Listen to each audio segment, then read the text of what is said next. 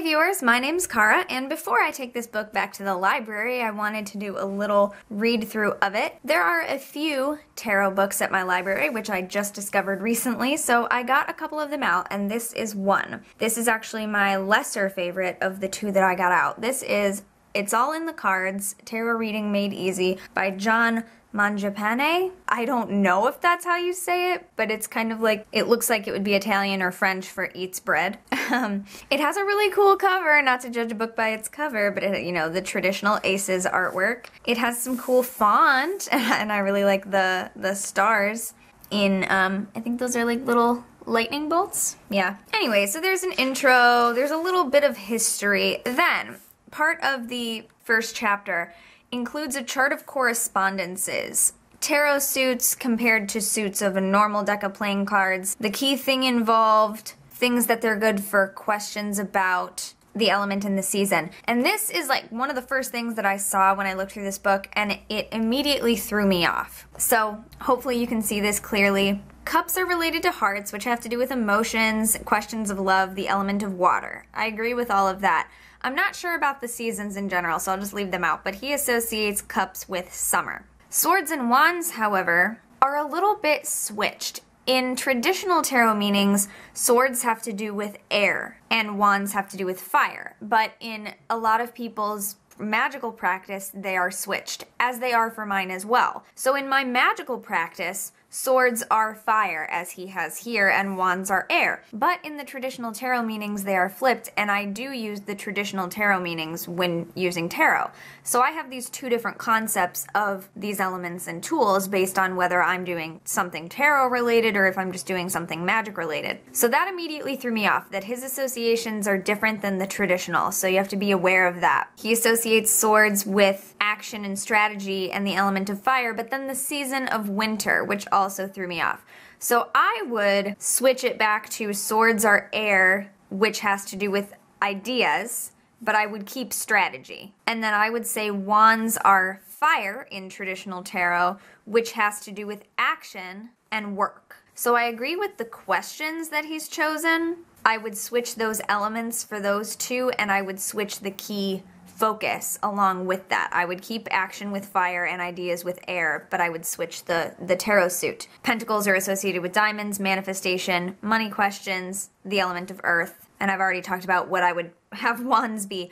But I'm confused by the seasons, and this isn't something that I've ever learned in traditional tarot so far. I've never heard anyone talk about what seasons they are. So all of you can put in the comments what you believe the season associations are. But when I think of tarot accompanying my magical practice, I think of pentacles and earth as being related to the direction of north. I live in the northern hemisphere in the USA, and I associate that with winter. So I would associate pentacles with winter, even though there is a lot of flowing greenery in the traditional artwork. I associate earth with north and the season of winter, the darker part of the year, rich, earthy, you know, goodness. So I would say that's winter.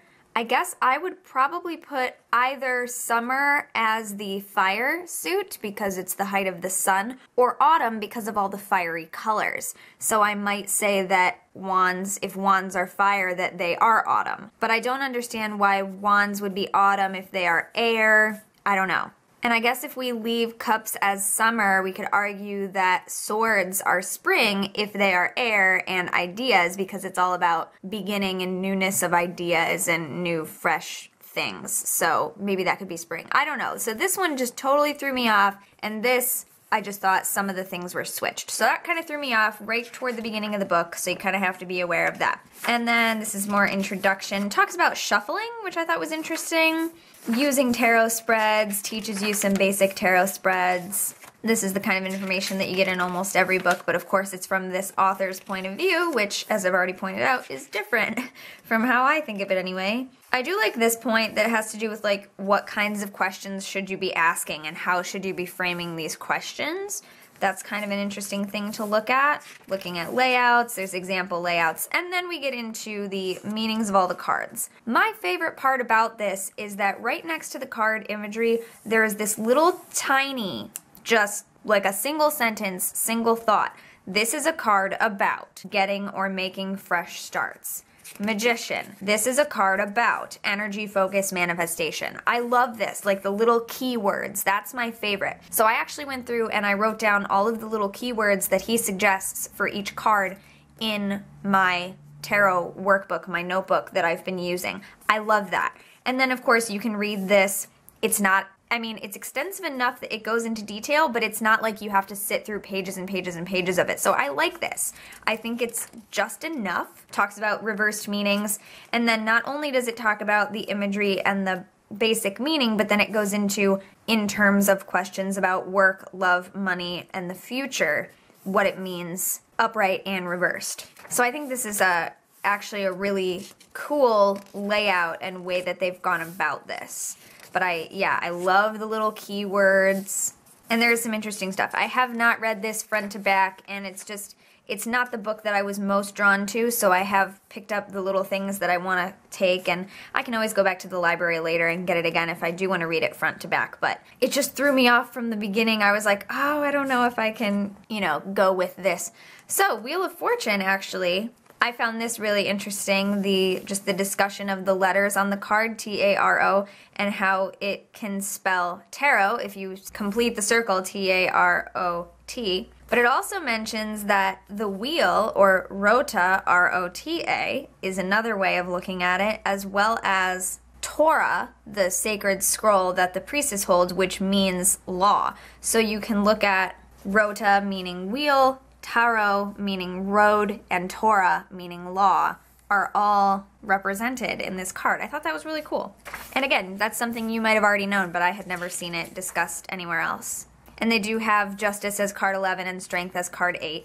So let me skip to the end of all this section. Oh, and then when it gets into the minor arcana, some people do this, and this author has chosen to, look at the aces from every suit next to each other, and then look at all of the twos and all of the threes. I think that's a really cool way of looking at it, because you can see what does ace mean, and then what does it mean in the 4 different suits. So we've got the keywords, and just a little single page on those. I think it's a really cool way of comparing. And then you can see there's all the twos, goes through the twos, all the threes.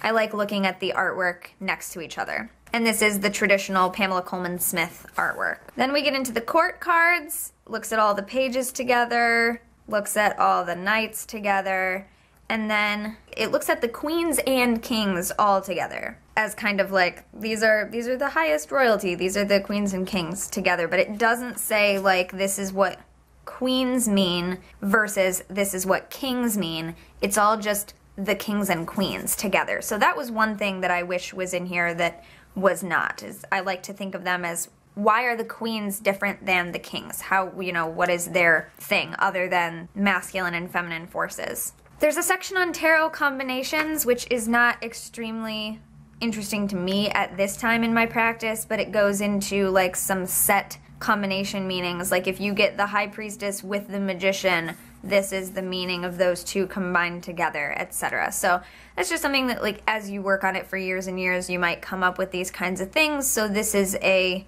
reference if you want to work that way, but I currently do not. It also talks about runs of suits, numbers, and cards. So when you get a run of a certain suit, what it means, a run of numbers, a certain number of upright cards, a certain number of reversed cards, just all these kinds of things that you could take into account. So it can get really complicated if you wanted it to. Then there's a small section on life cards. If you're following me on Patreon, or if you're sponsoring my videos on Patreon, patreon.com/cutewitch772, you can sponsor and pledge a certain amount per video to sponsor my videos. If you are a sponsor, you will know that I've done a couple of videos about life cards and your year card using the tarot, and I use the system that Mary Kay Greer uses in her book Tarot for Yourself, which includes the entire major arcana as possibilities for your year card. This book, like some others, only includes 1 through 9. So this only goes up to if your birth number is 9.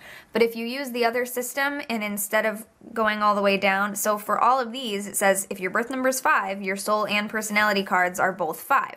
That's true. But if your birth number was 14, which reduces to 5, in Mary Kay Greer's system, it's not her system. She explains in her book that she learned it somewhere else, but I think of it as the one that she uses because I learned it in her book. In that system, your personality card would be 14, your soul card would be 5. So there are different things, but this book only goes up through number 9. So if you're using a system like I use, this is the year card section specifically, like the one that Mary Kay Greer teaches, then you just kind of have to know the other information for yourself because this only goes up to 9. It talks about using tarot as oracle, meditating with the cards, which is kind of cool. There's an appendix of astrological correspondences, major arcana correspondences, such as which cards have to do with which planets and some Sabbats and elements. So the Hanged Man is associated with Neptune, water, and the summer solstice. Death is associated with Scorpio, etc. I find that really helpful because I use that sometimes, and that plays into year cards and working with your year cards in the tarot. And then there is a sample reading in the back, and that's it. And then there's the index and a short acknowledgements section at the back, which has some other recommended reading. So it's all in the cards from my point of view. As I said, I did not read it front to back, but those are some of my favorite pointed moments in the book, just the way that it works, and some of the things that I found initially confusing that are the reason that I decided not to read this book front to back at this time. But it gives you something to think about. It gets you thinking, what do I associate with these cards? And do I agree with the traditional meanings or do I not? And do I have something different that looks like this? So yeah, that's this book, and I will talk about one of the other books that I got from the library recently when I am further into reading it, because I am reading that one cover to cover. I know some other people have actually talked about it as well, and that one is The Creative Tarot, A Modern Guide to an Inspired Life by Jessa Crispin. So you can look forward to that another time. Until next time, thank you very much for watching this video. Don't forget to be awesome, blessed be, and goodbye.